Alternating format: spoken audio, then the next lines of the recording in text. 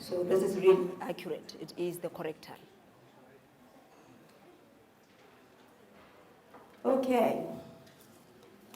My name is Kaukelo Masekela. I will be handling this last session. We saved the best for last. So you start with me until 5 o'clock. We had earlier about use of virtual reality in the training space. The benefits that comes with that, especially the adoption of technology, because it's argued in the World Economic Forum that it drives business growth. But for us to be able to do that, create new jobs, augment the existing ones, we need to make sure that we leverage on the talents of the motivated, the highly skilled people that we have. All right? Sure. So we will hear how the National Physical Laboratory in the UK does their training in metrology. You have seen some of our students here today presenting their posters. I was very proud sitting there as one of the people that are driving the human capital development in the NMISA. So Dr. Tim Pryor has been involved in measurement and metrology at the NPL for nearly 30 years. And I've been there in that space for maybe 17 years, maybe. So we're gonna learn a lot from you, sir. Initially working as a research scientist in optical metrology, he has since had a number of management and business roles, including head of the NPL instrument business. He was also part of the team which helped establish the need for a focused training capability at NPL, the academia, and the government, and both in the, just my mistake there. And has remained in to champion a lot of things since then, some of them promoting the importance of training to industry, academia, and government, both in UK and globally. We also have two of our engineers at the NPL right now, learning from them. His current role is Head of International Development.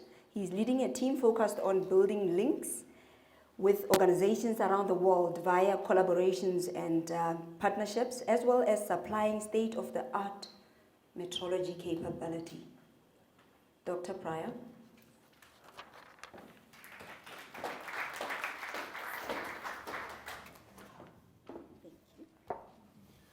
Thank you very much. Well, today, the title of my talk is Training at NPL, but I want to build up to that. I don't want to just go straight in there because I want to give you a sort of understanding of the importance of measurement, some of the work we're doing at NPL, and then you'll see why that moves seamlessly into why training is so important. This is the Magna Carta. So this was a document which formalised a lot of laws in the UK. It's one of the oldest documents in the UK which actually talks about measurement. And you can see how their minds work, and maybe the minds work the same here, in that basically a lot of the standardisation was around wine and ale, and I can fully appreciate that as a good thing. NPL is all about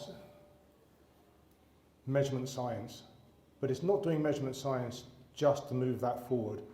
It's got to have some sort of impact. It's got to have some sort of reason for doing it.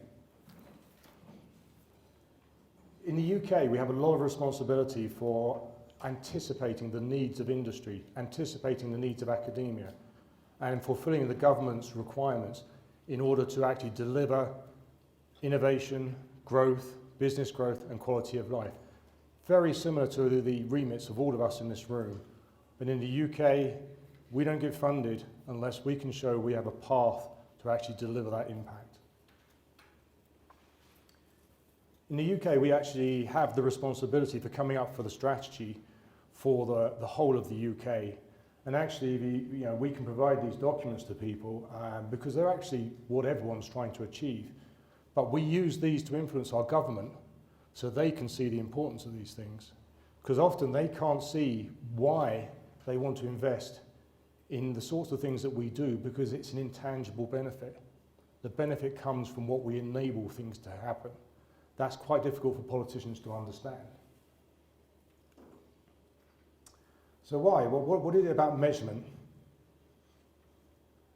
All of these come from our economists. We have to do a lot of studies for government, and they say, what is the impact? Tell us, what is the measure? But so in the UK, and I assume this is similar to around the world, 20% of the cost of a high-value manufactured product can be attributed to measurement and inspection. 2% gross domestic product is dependent on a robust measurement system. That's a lot of impact into an economy. 10% of innovations are driven by advances in measurement. If you can't measure something, how can you possibly innovate? How do you know that you're making a progress against something? One of the things that are very interesting, you'll see this flexible screen here. The required measurement for looking at the materials to make these screens was not available 5 years ago. So people could not take that technology and apply it and actually then put it into the market because no one will invest in anything unless you have some way of reproducing things repeatedly. We've had a few times when the Egyptians have come up, and I just thought I'd follow that theme. Here we see the pyramids, and Ryan and I talked about the qubit, and we have a qubit at MPL somewhere as well. But what was interesting is how they implemented their quality infrastructure, the rules behind their quality infrastructure, recalibration every full moon on pain of death. If only we had the same, we'd get a lot more interest in what we do. So we're the UK's National Measurement Institute. We're quite a large organisation, which is great because that enables us to do quite a lot of things. We've got about 700 scientists, plus about 200 visiting researchers, and we're around about 1,300 people at the moment, which that's great because that gives us the ability to do a lot of things. One of the things it gives us the ability to do is to look at what the emerging needs are with people and to look at what's required in terms of our economy and in quality of life.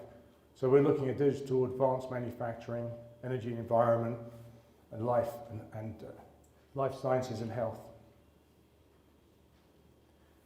And these slides are quite interesting because these show the appreciation of how the requirements of metrology are changing. In situ measurements that rely on machines rather than people interacting. How do we control this? How do we make metrology fit for purpose for that? Energy and environment. Everyone wants now to have a better way of producing electricity. Are batteries any good? Do they work? How do we know how reliable they are? How do we know how the environment is changing, both at a local and a global level? These are really important issues, and they need to be addressed by scientists, but also by the metrology behind them. Digital. This is such an emerging thing, and it covers an enormous cross-section of different things. I suppose one of the things that we all now associate with in digital is things like quantum technologies and how they're changing our world, but they're changing the world of metrology. These quantum technologies are actually, although they're like massively high science and high physics and high chemistry, they're actually enabling some of these things to actually become simpler to use. Examples of those things are using things like graphene for measuring quantum Hall resistance. You don't need to use liquid cryogens. And We were having discussions earlier about the cost of liquid cryogens in Africa. These sort of solutions will be the way forward. This is a real example, and actually this is a project we're doing with PTB, for example, and this is a new area in the world of metrology, data. What do you do with data? How do you calibrate data? How do you have any certainty of data? Data has almost become a physical thing, and you need to be able to calibrate it in the same way you can calibrate an object. But that's difficult. So we're working with others around the world to actually look at this and see how we can do it. And we have a model, and at each stage we can apply metrology. So we collect data. These are sensors. We have to calibrate and understand them. But then there's a connection of that information somewhere else. How do you know, as that information is passed forward, that it's the same? You then comprehend it. You then have to do something with it. In processing that information, has that information stayed the same? Because ultimately you need to have confidence in whatever that system has happened, that you're going to make decisions on that basis. So you need to look at this as a whole. Measurement and challenges in health and life sciences is a massive emerging thing, and it's an area where we can all have a huge impact. This is just one example of what we're doing at MPL. There's a real issue with molecular imaging in there are lots of technologies, but they all work in a slightly different way and slightly different scale. And when you're looking at things like cancer, they want to move from one scale to another in a way that's traceable, because that enables them to do a higher level of understanding of their science. We're working with them because we have technologies which we've never thought about applying here, but we are now, and we're helping them to move forward in terms of cancer. So really what it is, if you look at what all the things we do in this room, we are actually a silent partner behind so many industries.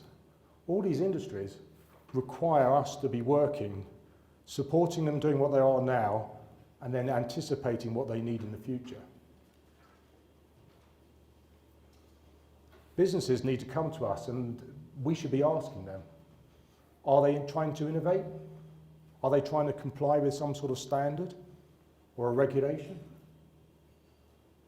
Do they want to understand how their materials work? We should be asking them that, because we need to understand what they need from us in the future. At MPL, we've sort of broken it down into how we can help people after we've asked those questions. We can sort of give them some advice and solve a problem. We can provide them with an instrument, or we might just calibrate something. But one of the things that's now incredibly important so that people can truly understand how to move things forward is with training. So we see MPL training as a key mechanism for sharing our expertise with industry and academia and government. You can't just do one of those, you've got to work across the whole lot, educating all of them on the importance of metrology, but also then helping them to actually be able to use metrology in their everyday life. So actually, we've been doing this probably similarly to most NMIs. We've been training people for many, many decades. But about 15 years ago, we were told by a lot of people in industry that they were facing problems. And having talked to a number of people in South Africa and some of the other attendees here, I think the problems are probably similar. There's a lack of understanding of the importance of metrology. And that's right from politicians through to industry leaders. But then when you come to the people, graduates don't have the skills they need because there's no uniformity in how metrology is taught. Skills are often built up over a very long time by people actually doing something. And that's okay, except quite a lot of those are getting to the end of their working careers and starting to retire. And so quite a few major organisations in the UK came to us and saying, we are at the brink of a major problem because we will no longer be able to do the things we used to be able to do because we haven't invested in training, and can you help us? they talked about the fact that because people didn't know how to do measurement as well as they used to be able to, they were seeing massive cost increases. These are through inefficiencies and the fact they have to throw away quite a lot of what they're actually producing.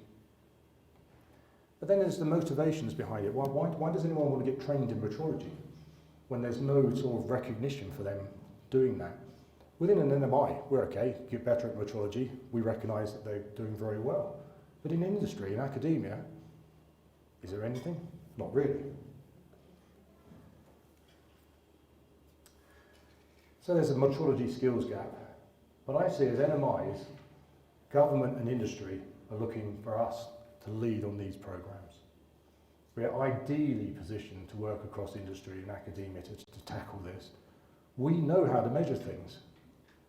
We just need to talk to other people to find out what they need and then provide this information to them. So, how's MPL changing this? Well, having recognised there was an issue in the UK a number of years ago, we began developing courses. It started off with the aerospace industry, and then we expanded out. As we talked to other people, they said, if you can do it for them, can you do it for us? Because we have a similar problem.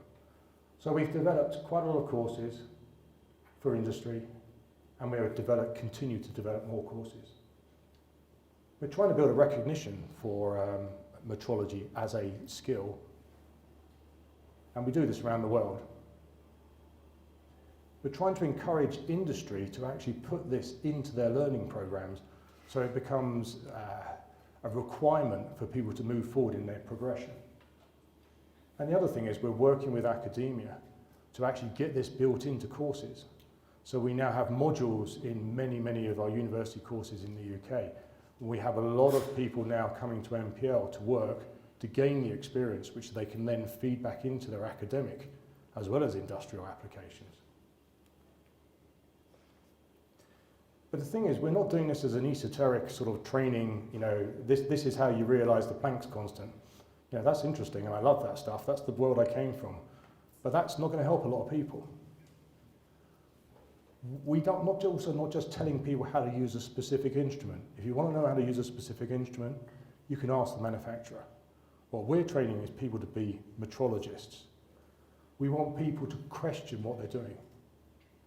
We want to say which measurement, which tool, how many measurements. Is what we're doing appropriate for what we want to achieve? What accuracy? How are anything affected by what we do? They've got to come out from the training with a sound understanding of the day-to-day requirements of metrology for what they need. If you don't have that, then they've gained information, but they haven't gained knowledge. So we really want metrologists who are proficient at understanding what they're seeing, and then they can actually influence the decisions about how a company, a product, a process is changed or taken forward. So we have a range of ways we do this. We have traditional classroom, and actually that's a very powerful thing because people get hands-on, we give them equipment, we show them how to do things. We also take the classroom to them. So if an industry needs something, we go to them and we would tailor the course to their industry. So they have something that's real that they can understand. Much like everything, we also have e-learning courses. And they're incredibly powerful in that they allow people to access things from all over the world. And I think they're a complementary thing to real hands-on training. And it was very interesting talking about the virtual training and augmented reality training, because I think as time progresses, these will blend into each other and they'll become mutually beneficial. We do a lot of on-the-job training. A lot of our training specialists come from industry, so they're able to go into organisations and help them understand their measurement problem and then suggest how they can overcome it and what training is required for them to improve. And as I've mentioned, we also do a lot of academic stuff now with metrology modules as part of degree courses. We encourage people to come and work at MPL. We have a postgraduate institute, and there's about 200 people at any one time in our postgraduate institute. the knowledge that they gain by working with us is so complementary to their academic.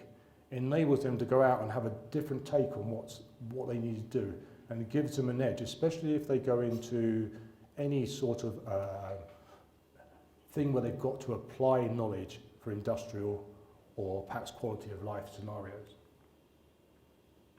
There's quite a lot of supporting stuff we do, and go onto our website, our good practice guides, and other NMIs have these as well, but go and look at the MPL. They're really useful starting points. They tell people the basics of how to do certain things, and they're always a good starting point for people to have a look at. And what's actually interesting is we're not just doing technical courses, but we've realised that actually sometimes people need to grow in other ways. So we do courses on how they communicate and how they influence people, because it's not much good if you're a really good metrologist and you work out something's wrong, but you don't really know how to approach your manager and then actually get them to implement it. So there are skills around that. And another one on there which is really important, effective time management. It's something that's not taught very much and is so important. We do a lot of different courses. I'm not going to go through all of them, but they go through from the traditional sort of dimensional, things like coordinate measurement systems, calibration, best practice, that sort of thing are so important and could be so relevant to Africa. But right through electrical, optical, go onto our website and have a look, because there's just too many to. And they can be anything from an online taster course through to structured training, which takes people from a beginner right through to expert. So they're sort of designed for people to start, add on. If they've already got experience, they may come in the middle. So it actually helps people with lots of different levels of knowledge. So we've been doing that for quite a long time now, but it's getting complicated. So actually, we've now structured our training. So rather than it be in a well-managed but slightly ad hoc, we've actually developed this framework called AlphaMet, where actually we put all our training, industrial training, academic training, apprenticeships, all under one umbrella. And the idea behind it is every individual employed in metrology or uses metrology can be upskilled. As I say, there could be a beginner. They might be quite good, but we just want to top up their skills. Linked to this is most of our courses are now accredited. So they can contribute towards academic qualifications or professional development. We're doing quite a lot of customized training. So actually people come to us and say, can you help us develop a training course for this? This is usually for large industries like the nuclear industry, because they will then see a benefit across a huge number of people. And training is accessible. Take accessible with a pinch of salt here. Still our biggest training is done through Teddington in southwest London. But we now have regional centres across the UK. We're looking to develop international centres as well. And the way we want to do that is to partner with organisations. And we're in discussions with NMISA to talk about how we can share experiences and whether we can work together in customising what MPL does to make it relevant to Africa. But in my discussions, there's quite a lot of interesting things that are happening at NMISA that I think might be interesting to apply in the UK. So I'm hoping for a very fruitful partnership going forward. So the benefit to business, why should they send their guys on a course? Why should they pay the money? Well, I gave you an idea that MPL is very closely connected to a lot of industries. And so with that knowledge, we're always looking to create the next generation of courses. And we're also so heavily involved in standardization, we know what the requirements are going to be going forward. In terms of the benefits, we can show you the evidence from all our customers.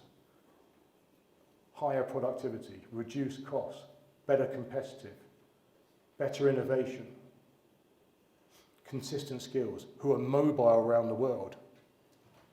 You can't look at a single country now because at some point someone might require you to go somewhere else, or you might be buying or accessing capability from another country. Ideally, they will have staff who are as trained as your staff. And that picks up on the last thing, global supply chain. So we are tasked by a number of the UK large companies to help establish capability in specific countries so that they can actually then trade with them. So that's how important this sort of work is. So delivering training in the UK and internationally, and we're still learning from this, and we're still learning how to do this better, but the idea is that we want to make metrology training accessible to all who need it. And as I say, I think the way for us to do that in Africa is to partner with people, and so we understand the specific requirements of that region. These are just a quick few things. We've just had a new microsite up, so now you can do all these clever things like booking all your courses and all that sort of thing. So it's all moving forward in that nice way that modern technology moves forward. You can do your e-learning courses online. And we're developing courses that have real impact. So radiotherapy services, so diagnostic and treatment for cancer, so important around the world. We are involved with a number of international organisations where it's really apparent that people can buy incredible equipment, but they don't know how to use it. And we're working to help them learn how best to use it to get to be most effective.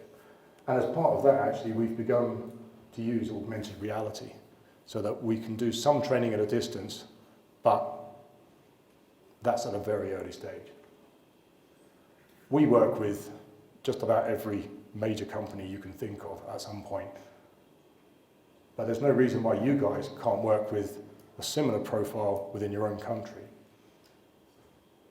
And just a little aside, so the main training bit's finished, but Sundial, NPL's latest optical clock. It's just to show the progress of things. 60 seconds a day. 1 second in the lifetime of the universe. I think metrology and the science behind it is absolutely fascinating and amazing, so very pleased to be involved in it, and thank you for the opportunity for talking today.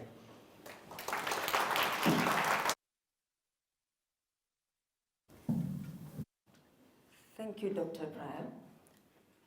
We can take 2 questions at the most before we move into our next speaker, the next talk. Anything you would like, it must be something really pressing on the skills development or even what they are offering at the NPL. The one thing that I picked up really is the partnership between academia, industry, and people like us, the government as well. We talked about the issue of shortage of skills. Is it really alignment, or is it really a shortage of supply of skills in industry? And I don't know in the UK that's what you're experiencing. I mean, in South Africa recently we got a report that our unemployment rate is at 27.6%. Shocking. Somebody's correcting me. 27. It was reported as 27%, so we'll stick with that. 60%? I don't know. Remember, we focus on the economically active population, not the whole country, because if you look at it that way, then yeah, your figures are going to be skewed, but we will leave it at that. Would you like to comment on that, Dr. Pryor? I mean, for UK, what is also relevant is the issue of Brexit. Also that, I don't know if it was the level that you did not touch on it, the impact of it. Yeah. When we partner, I'm sure we'll be able to also access other markets that we wouldn't traditionally access in terms of offering training. Let's do Brexit first, shall we? I think I'll give you the official government line as a government employee. Brexit could well be an opportunity for the UK. So now I've said that, I think that there are very many untapped opportunities for the UK. And I think that what Brexit might give us is the opportunity to think differently to how we've thought before. Look for new partners, look for new people to work with, and then come up with something that gives mutual benefit. So I'd like to think that by us beginning to work more closely in Africa, I think that's a good opportunity for us, and I think it's something we should have done irrespective of Brexit. So I think that, yeah, hopefully we can find areas to work on, and it will be great for us to work on. In terms of the skills, we have a lot of people in the UK highly trained, very, very well educated. The problem is, metrology is not a sexy science. It's not seen as the thing that people will go straight from their glorious PhD or their masters and then go and do metrology. So we need to change that view. I mean, at MPL, we have some of that and many other NMIs. I'm really talking about NMIs, but I only work at MPL, so I'll talk about MPL. We do some of the world's leading science, as well as offering services for, you know, things like measuring things for manufacturing. So, but the impact from all that work is incredible. We've got to get that out to people and make them want to come and work in these fields. And industries tell us it's the same thing. People end up in metrology because just ended up there. People aren't going there to look to become that. In the UK, we're seeing a little bit of traction, so we spend quite a lot of time with universities, trying to educate people, trying to make them see how beneficial it is to society, to industry, and how they'll get a good job. Because quite a lot of the time, these guys, because there is a slight shortage of skills, demand a higher salary. So we are working, we're not there yet. We can share our experiences with anyone, and maybe they can share their experiences with us, because we're happy to learn from other people. Okay. Thank you, Dr. Pryor. I'll take that question. Thanks, Mr. Pryor. I was interested in the picture of the companies that you work with.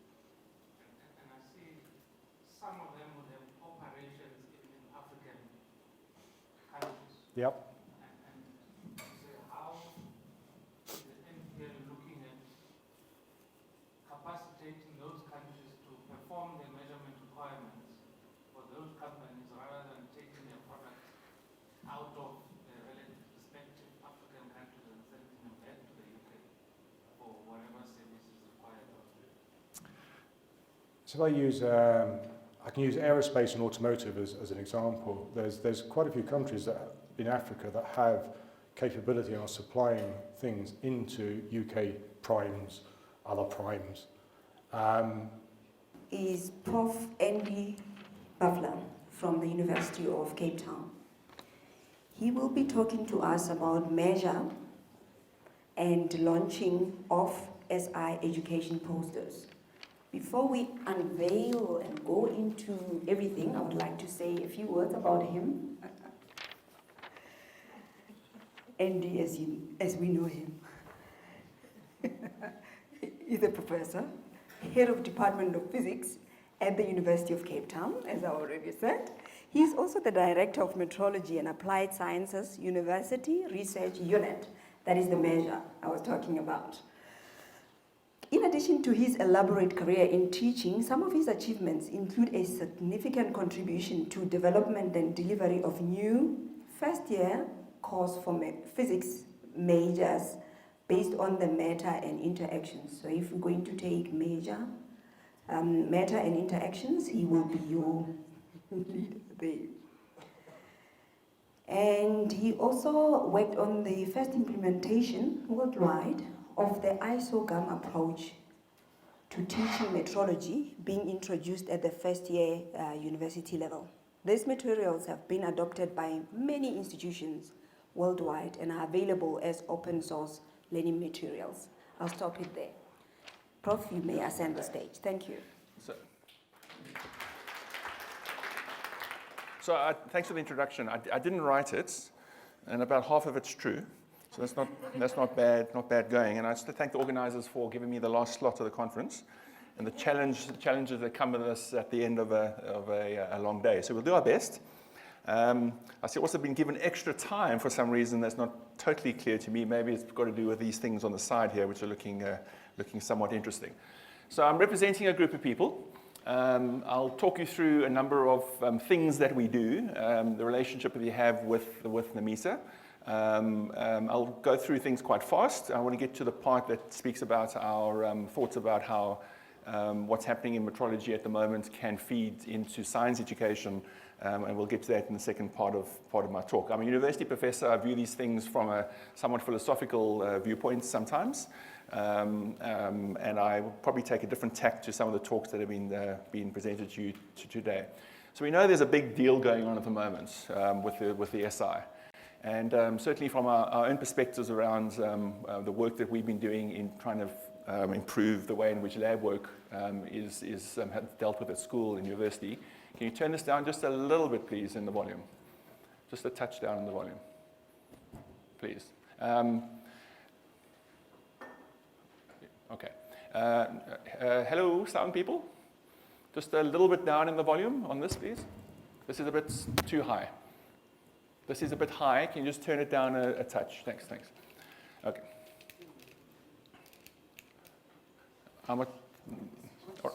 Yeah, that can be off. This is on. Yeah, thanks. All right, so what's happening in metrology is clearly part of the theme of the conference. From a teaching perspective, clearly the fact that knowledge that flows from all of measurements now having its relationship directly to nature is fantastically interesting from an educational viewpoint. So the fundamental, the SI units and all the derived units have a link directly to the fundamental constants which are given to us by nature itself. There is only one nature. There's only one nature in space and time, and therefore all knowledge that comes from all measurements is now, from Monday, linked in some way to nature. And that has to be interesting from a science education perspective, and maybe how nature and knowledge get related to each other is a way of thinking about future projects. All right, so there are two questions that arise within this domain, and that is how well do we know the fundamental constants, which give meaning to the SI units and therefore all of the reference standards, and how well can we use those reference standards in order to generate new knowledge. Both of those aspects give rise to the need for measurements uncertainty. And some of you have been apologetic about measurements uncertainty this afternoon. I think we should be loving measurements uncertainty, because measurements uncertainty gives meaning to knowledge within the realm of measurements. And so that's a conversation, that's probably a dinner conversation with me. All right, so measure. So a little while ago, probably about 2 years ago, a group of colleagues at the university thought about how can we package what we do, because we've had a long interest in the science of measurement. Many of our research projects from a historical perspective have been around advancing some aspects of teaching measurement as well as researching some of the aspects. And we've launched a new little research center about a year ago, Go Measure, and I'll give you some high-level views about this. We cover what we do well. We don't do everything. We have expertise in neutron metrology, some of which Piani introduced this afternoon, but some other aspects as well. Mark gave a very good talk this morning on single electron counting, electrical metrology. You heard a student, Tapelo, give an introduction to his watt balance of some physical metrology, and we have some other interest in some industrial scale things that we do, as well as metrology education. And I'll talk about those. And NAMISA is linking with us on at least four of those domains across neutrons, the watt balance, metrology education, and the new electrical standards. And that's just a start. So we launched a year ago. Here is a picture from our opening. There was a rich NAMISA presence that evening. It was a happy evening. This is our large teaching laboratory at UCT Physics. There's a dinner. There's a funny little menu that happens. You can see some famous people clustered around the tables. It was the evening that we launched our Measure Up board game. I kid you not. Some of you have had the pleasure of partaking of this trivial exercise of playing Measure Up, but it'll be rolled out to a dinner table near you in very, very, very soon. And that's part of sort of a marketing strategy. Here's some pictures of some very famous people engaging with Measure Up. It was a very happy evening, and certainly one that we will remember for a long time. And here's another famous person, the CEO of NAMISA, officially launching Measure by rolling the first marble into our Galton's Quincux. And we had a nice distribution of marbles at the end of the evening, with all those who partook in the dinner had a marble roll. Okay, so that was about 9 months ago at our launch. Quick run through of our facilities. Again, this has been touched on in a number of talks today, so I'll go very fast. Mark gave you an introduction this morning to the nanoelectronics lab, which features the 7 or 8 millikelvin, depending how you count, a dilution refrigerator, where he's doing some very exciting stuff with single electron counting. And this laboratory is very well established within our labs. We also have a number of fast neutron sources within our labs at UCT, a steel-tube neutron generator and a very hot americium beryllium source, which we do a number of detector development and calibrations with, some intercomparisons. Piani introduced the very unique and important neutron facility at Itemba Labs, which is undergoing a redevelopment towards being a recognized reference facility for fast neutron metrology. That'll happen, and very wisely, Wynand chose this as one of his points to raise at the recent BRPM conference at Versailles. And so there's Wynand waving the flag of Itemba Labs very well. Also at Itemba Labs, we have a lab that uses medical imaging equipment for industrial imaging, which is quite a unique capability. Only 2 places in the world can do that. It's a number of PET scanners, which using a radio-labeled tracer allows us to track the motion of the tracer within the field of view of the PET scanner, the direct measurements of a number of fields of flow are possible. So if you like, this is a flow metrological approach. We also do computational things with radiation transport modeling and electron transport modeling. So that's the domain of our own research capacity and the interests that we have as a group. Very quickly, a vignette of research projects. I'll go again quite quickly. Single electron pumping was introduced by Mark this morning. The quantum electrical triangle, very important within the realm of the new electrical standards. Lots of interesting work happening around there. One imagines we're on the tip of the iceberg. The quality of this work can only improve with time, and there's a tremendous momentum trying to improve the quality of how many electrons one can and the cleanness of the way that one can pick up electrons and move them around. There's a poster outside by our student Brian, who's just finished waiting for the examiners to tell him how good he was on the quantum Hall effect for the new electrical standard. That poster is outside, and you saw it today. Another poster which is outside is from our student Chloe, who's at RSN at the moment, finishing up a master's, looking at, as Tom said earlier, ways of using new digital measurement techniques for neutron metrology. All sorts of problems around dead time and pileup exist in those domains. Not straightforward. Going from analog to digital is going from analog to digital. It does not mean it's better. It just means it's digital. And that's a lesson that I think can be learned across all areas of present research. Digital is not necessarily better. It is digital. Okay. All right. We also have a growing relationship with our South African National Nuclear Regulator. Interesting project with concrete. You think concrete is easy. Let me tell you, concrete is not easy. It's one of the most difficult materials to understand because it's extremely inhomogeneous. We're developing ways of bringing neutron metrology into the regulatory sphere, finding ways of developing independent measurement approaches to check against the regulation. So again, that's, I think, the theme that a number of speakers brought out today, bringing metrology into the legal domain. This is part of it, but in a regulatory sense. Very exciting project that's sort of finished, but just going to open up a next phase is the watt balance that's outside Tapelo's project. We're involved in that. Again, he's also waiting for the examiners to tell him how clever he was. A precursor watt balance for South Africa. This was done in super quick time, very exciting project, and I think has impact across Africa. All the NMIs should be looking at this to use for training within the mass standards domain. Very exciting. Very pleased with this work. Just for two other things, medical physics. It's growing within the NMI in South Africa about thinking of ways of helping with the regulation of medical physics equipment. We have colleagues who work within proton therapy and other medical physics domains. Again, understanding the uncertainties within medical physics applications are important and growing. And so that's part of our interest as well. And as Mark mentioned earlier, and just to add to it, we only work with people that we enjoy working with.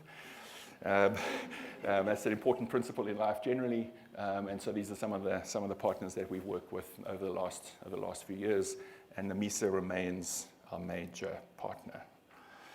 All right, so that's us. That's what we're interested in within the research domain. If anything of what I've sped through in the last 10 minutes is interesting to you, catch me afterwards, and we can talk about potential projects we can do together.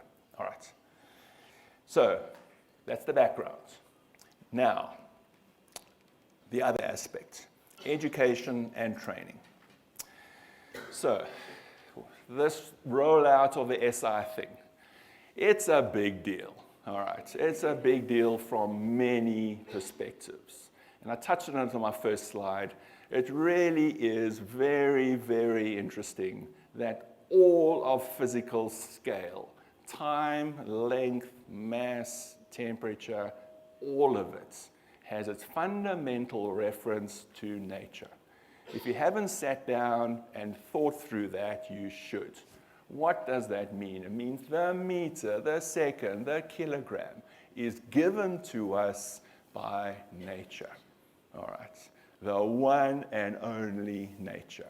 Now, how on earth can that not be exciting for science education? All right, every piece of lab work, every experiment that students are confronted with, they should realize the ruler they're using, the stopwatch, the mass balance is all calibrated by the same loop that they are trying to understand. All right.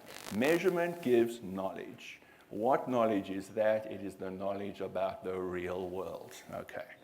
So that's very exciting, and we should do things about that. All right.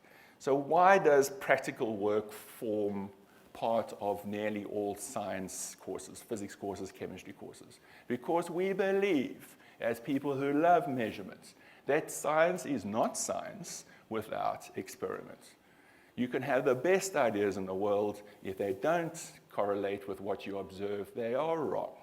And therefore, we believe that we should invest deeply in laboratory work, experimental work, in training. Without that, we are doing something other than science. We're doing applied maths or something, all right? Okay, so that opens up important avenues of understanding why we're not only teaching the techniques of laboratory work, but we need to teach understanding of the fundamentals of measurements. A philosophy of measurement is missing in much of the way that we teach experimental work.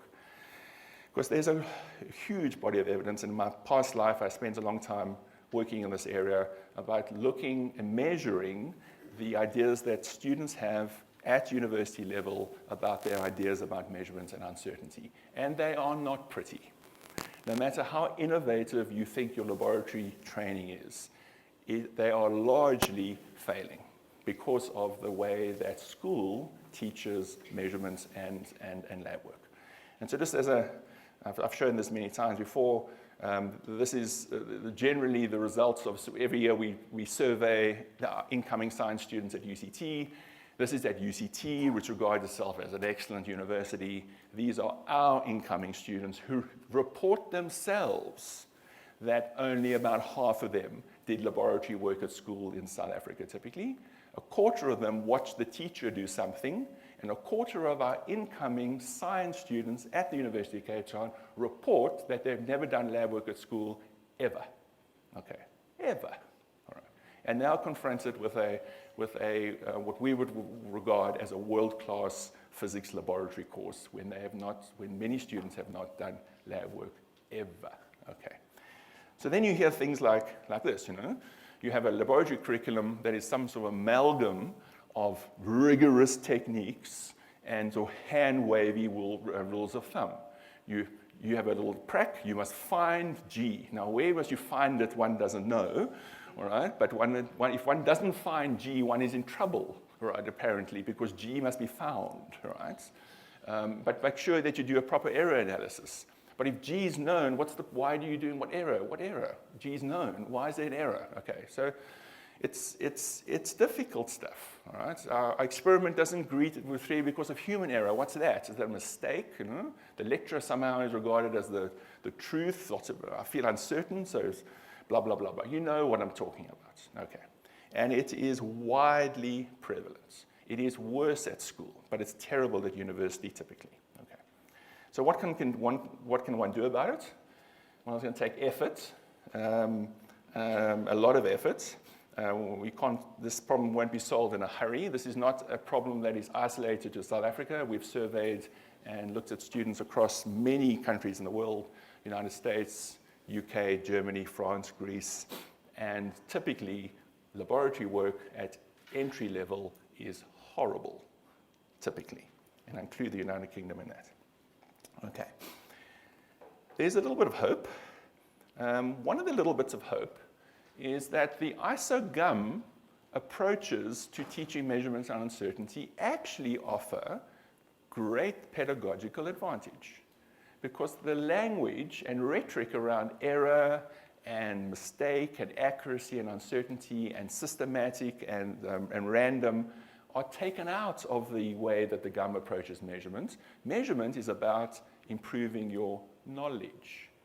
And that opens up a very interesting and useful philosophical approach to young people approaching how they should think about measurements. Because the result of a measurement is giving you something about the knowledge of a measurand. And knowledge can never be perfect, and therefore one needs a way of characterizing that knowledge, and therefore you would introduce some technical way of doing that, uncertainty. Okay.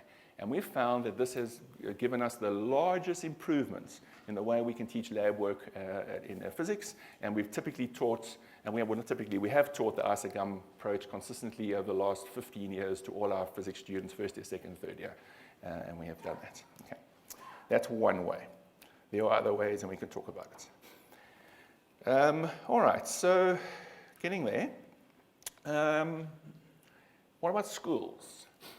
What opportunities does the SI and the GUM and metrology offer the way that lab work can be done at schools? Well, I think there's a lot of low-lying fruit, and we started a project with AMISA thinking about how we can think about these things. There's what doesn't exist is a resource for high school teachers who can do something with lab work in their class in a way that we would regard as being really helpful. That does not exist. There's a curriculum of what needs to be covered in terms of experiments, a pendulum experiment, Ohm's law experiments, and so on. But measurement per se is dealt with shockingly poorly in most school curricula across the globe. There's opportunity here, and the rollouts of the SI new revised SI units gives us a platform in order to wave that flag really wildly, because this is what we have now. So we probably have about a year in which to roll that on that wave and make sure we can benefit from doing something useful over the next year. So we're thinking about things like lesson plans and activities for students and equipment packing, online resources, maybe even some VR stuff, who knows what that is, okay? But we started with the lowest technology that we could come up with, and those were some posters.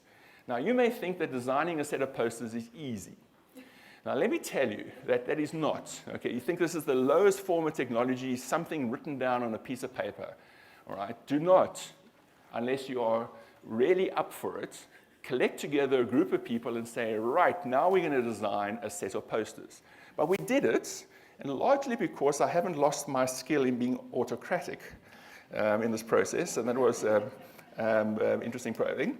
But part of this was I'll talk you through a few ideas, is that my colleague Tanya, who's very clever, designed and came up with the 7 measurettes. So these are quite unique because we know we came up with them, Tanya did. And the measurettes are the theme through the 4 posters that you're going to see. And we've thought about how the measurettes may be able to carry some marketing of the SI in South Africa and maybe through Africa. And you can look out for the measurettes marketing things like here's the mole, soft toy mole that one can get. There's only one of them now. You have to wait. Okay. Maybe the ruler can be something more that you can whack something with. And I don't know. All right. Okay. Maybe the Kelvin can be a sucker or something. I don't know. Okay. All right. Okay. But the measurettes exist, and so we thought this is quite nice, and we've designed 4 posters, 3 on the right-hand side. And let me warn you, there are only posters. Okay. There's no VR. There's nothing moving on them. Okay, most of you will be disappointed and you think, how long did that take? And that doesn't look very impressive. That's probably true, but there's some guidelines that we thought through when we designed the posters, and this was a bit torturous, but I think we got it more or less right. That we wanted to put on the posters what we would regard as the set of fundamental ideas that introduced measurement and uncertainty in the SI, the modern SI, in a way that we would be comfortable with from a university perspective. All right, that was our goal. Okay, so they're quite text-rich, and the one on this side is less text-rich because this is the one that kind of is the advertising one, and those are the kind of the text-rich ones. So you'll see that, and so with this, we did that unapologetically because they are meant to be used as a resource for reference in some way. And I'm not sure where they're going to go. That's out of my hands in some ways now. But I'm also slightly nervous about the next part of the final part of the presentation, which involves the dancing girls or I don't know who's meant to come up now. But apparently now 4 of our colleagues are now going to come up as part of the next part of the program. I kid you not. So we've got Tanya and Tom and Brian and Topelo, right? So, and there's a procedure here which I'm a bit nervous about. All right. So they'll unveil. So to give you a sense of what's going to come, this is very tiny, so you can look at it. So there's a triptych of posters.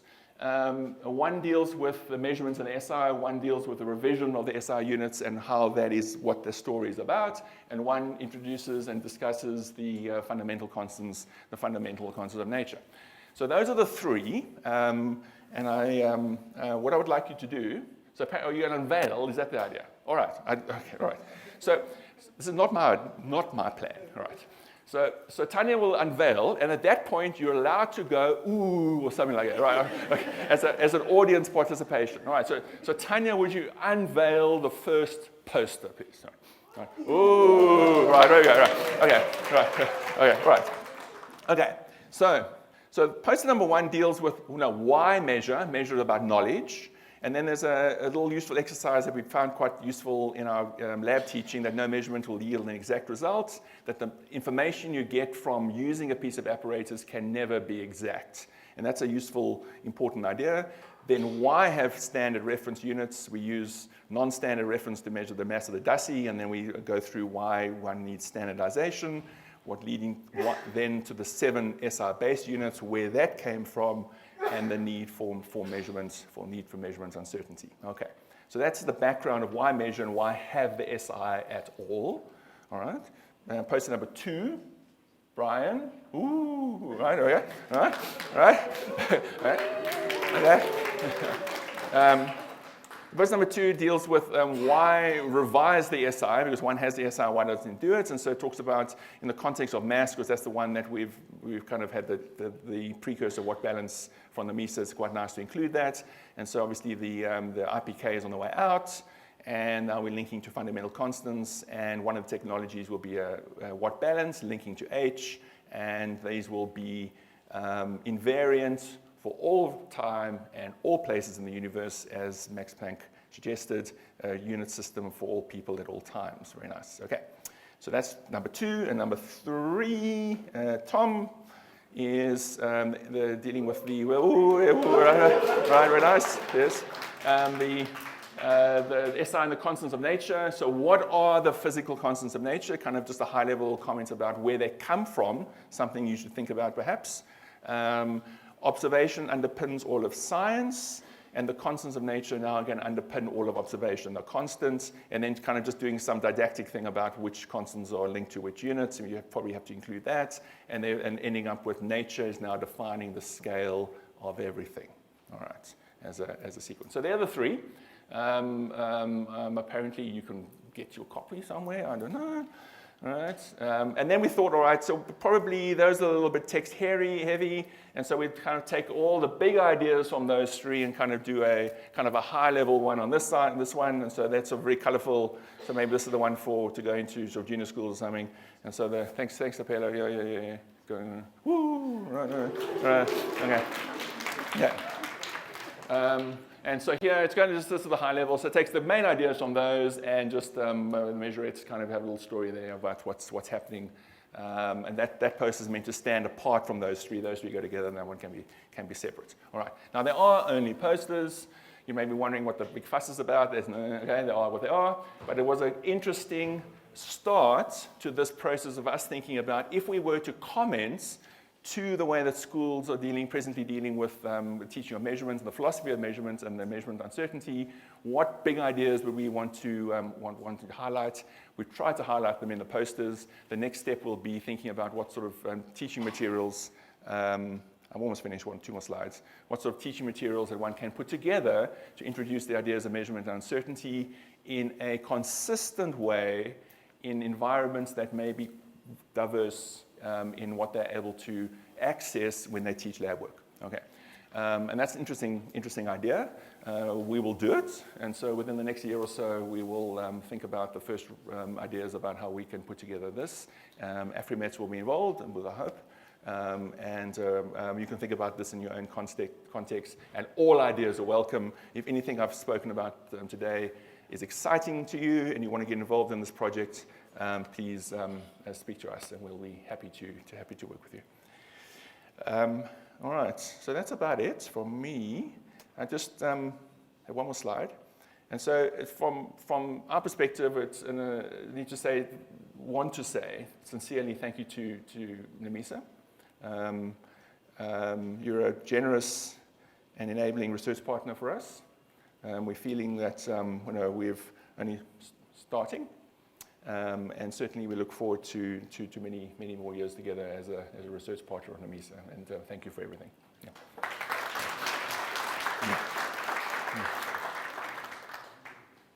Oops, went the wrong way. All right. How do you ask questions after that? I wonder. I don't know. No. I'm done. Okay. No. Yes. Prof would like to have some questions, sir. Thank you. This is one of the things that I was actually relating to yesterday.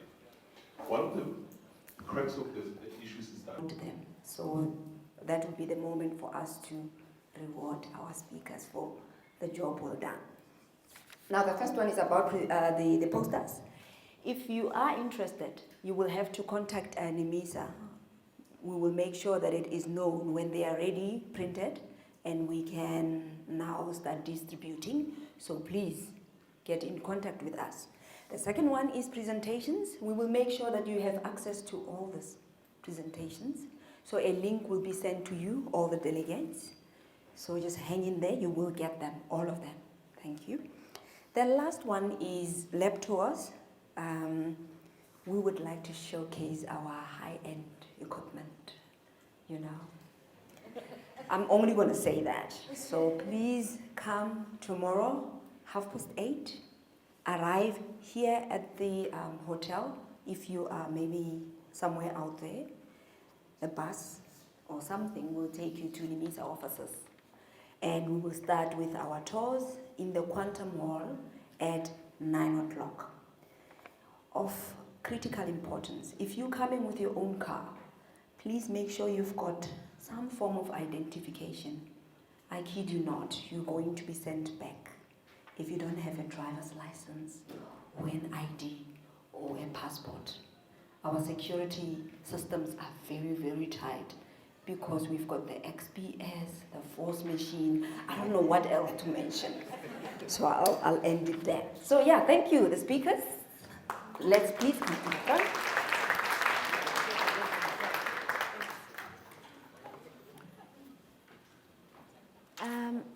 Chief, why are you shaking your head?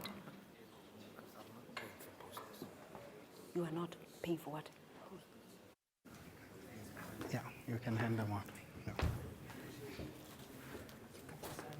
Yeah. It seems people are. Can we? Yeah, let's come through. Yes, why not? There we go. Thank you very much. Thank you. Thank you. Thank you. Wow. Mark, thank you very much. Thank you. Andy, thank you very much. That went very brilliant. Can we stick around? Thank you. Let's take a photo and then we can walk off.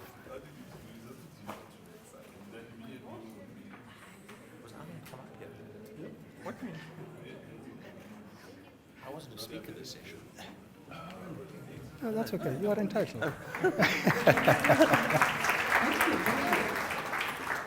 Was it all the speakers for the day? I think Really? I'll keep that. Andy, Anyone still around? I'll hold on to that. Okay. Thank you, and that's all. And yeah, I'm at the end of my part of. Please hang on, Chief.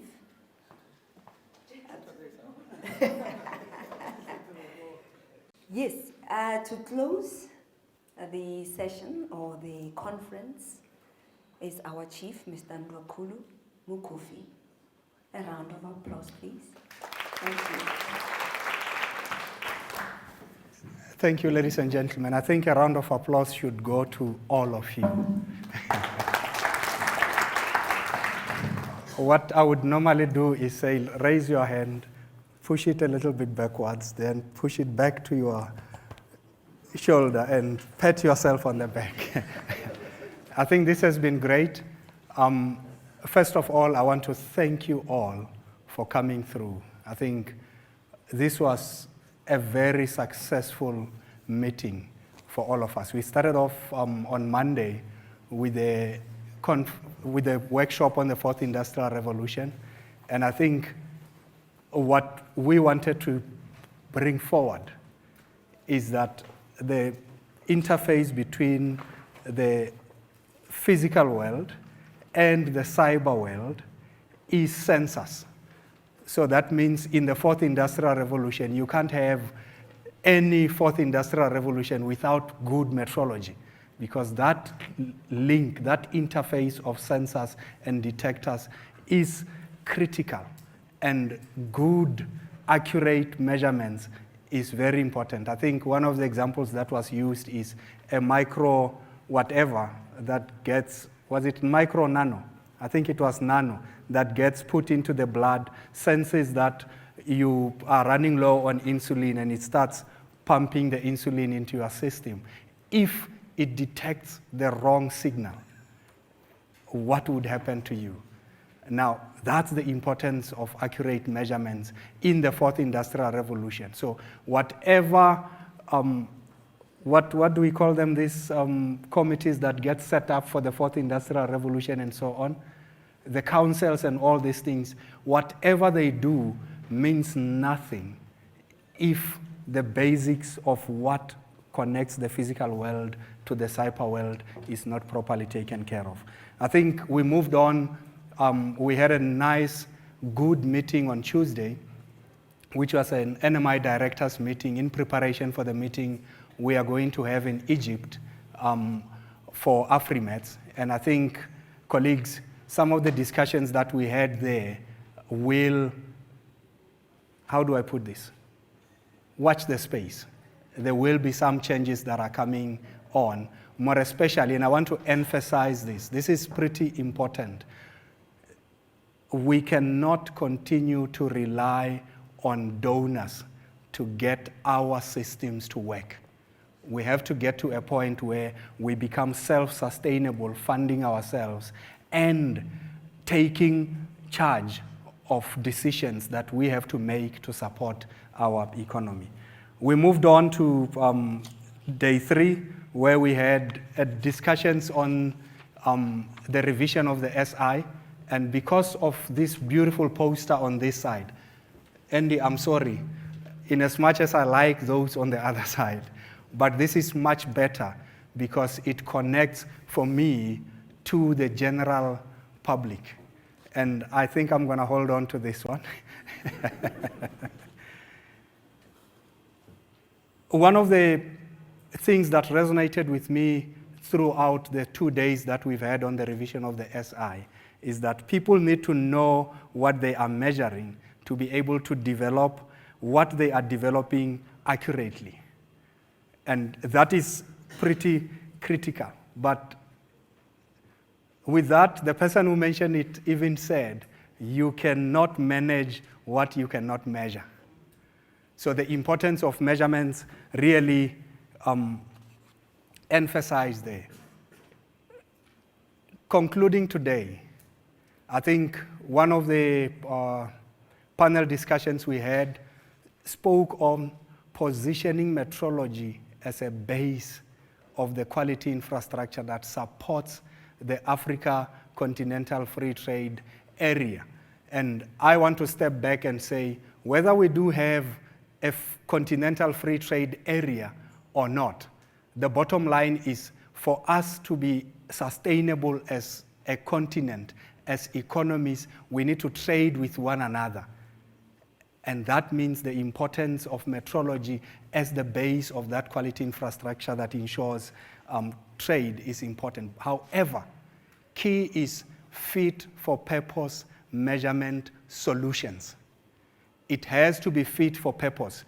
Let's not, I said personally, let's not try to be the UK, let's not try to be the EU, let's not try to be the US. Let's develop solutions that are Africa relevant and fit for purpose for our requirements.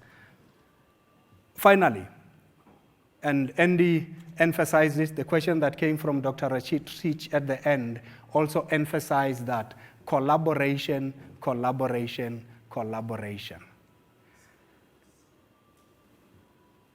There was a question that was asked during the directors' meeting. Is it practical for all African countries to each have their own high-level scientific NMI? Take a few seconds and ponder on it. You will agree with me the answer is no. The reason is the cost it takes to establish these capabilities is just at a level that where we are as economies now, we cannot afford it. So we've got to collaborate and use the best of the continent that we have at different parts of the continent, see who's got what, who does what better, and work together as a continent. And it is very important emphasizing the issue of collaboration. With the University of Cape Town, we're looking at quantum metrology and electrical metrology and so on. With the University of the Witwatersrand, we're looking at structured light and related photonics and radiometry measurements. And with the different institutions, we look at different aspects. All of that comes together to one whole that is beneficial to all of us. With that, ladies and gentlemen, I want to thank you for a great week. 2 things. Please go shopping. Yes. Even those that come from the other country called Western Cape. Please go shopping in Gauteng. That's the only way we get our economies going.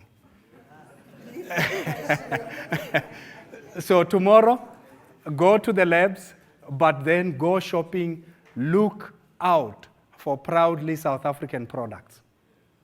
buy those. Look out for markets that focus more on our products. Please, if it's a Chinese manufactured product, you can get it in your own country, but proudly South African products. Secondly, ladies and gentlemen, have fun. South Africa is fun. For those that come from the other parts, the northernmost parts of our world, go on safari. Go enjoy what we have. You saw what Piano was trying to demonstrate, working with the radioactive animals on, well, with nature or in nature. I want to invite you tomorrow in this very venue, in this very hotel. We will be doing what we do annually as NIMISA, which is recognizing excellence. We have the NIMISA Excellence Awards tomorrow, where we will be having one of our best days where those that have done their best get rewarded and recognized for the good work that they do. So you all are invited if you are around. If you were not sure whether to fly out tomorrow or Saturday, keep it to Saturday. Let's come together and enjoy ourselves. That's why you had the dance will be done. I can't do it, but I saw the hands were standing like this, like in a Vosho style. So we will be doing the dance as we recognize and reward the excellence that is in NIMISA and reward those that have done the best. So, ladies and gentlemen, thank you, thank you, thank you. And I don't want to say goodbye because I expect to see you tomorrow evening for the celebration. Thank you very much.